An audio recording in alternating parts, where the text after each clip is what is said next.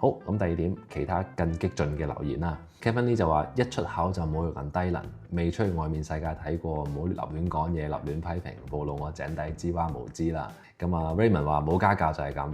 阿 D 話做咩話人低能？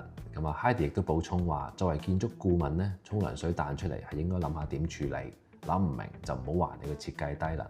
Steven 就話：後生仔即刻考得，除非你可以提供一個符合立例初衷又真真正正解決到嘅完美解決方案。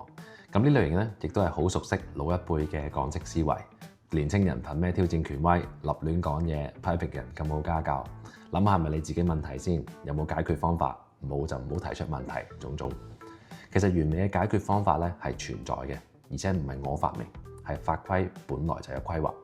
因為現時嘅 Livable Housing Design 咧本身就係一個過渡性嘅設計，佢會由 Silver 提升到高，最後 Platinum。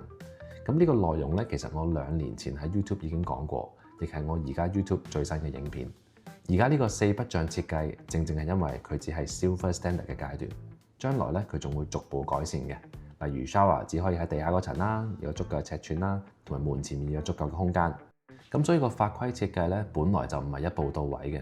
咁當我提出問題同批評，並唔係要侮辱個設計者，而係要引發大家思考：喺你遵守法規嘅同時，係咪應該盲目接受呢？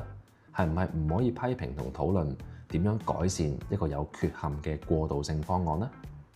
留言就講到呢度啦。咁其實建築業咧係一個不斷完善嘅行業，本地人咧好多都好願意去討論現有嘅制度問題，咁設計先會進步。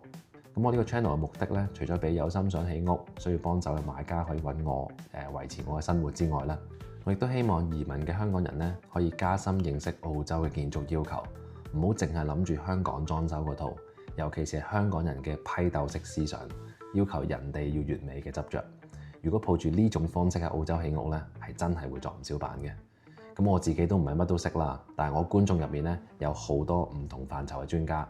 其實有時一齊討論下完善方法，學習下唔同觀點咧，對你自己都有幫助。好，最後如果你想睇更多嘅建築故事咧，可以 follow 我 YouTube 嘅長影片，一日一個建築知識。我哋聽日繼續。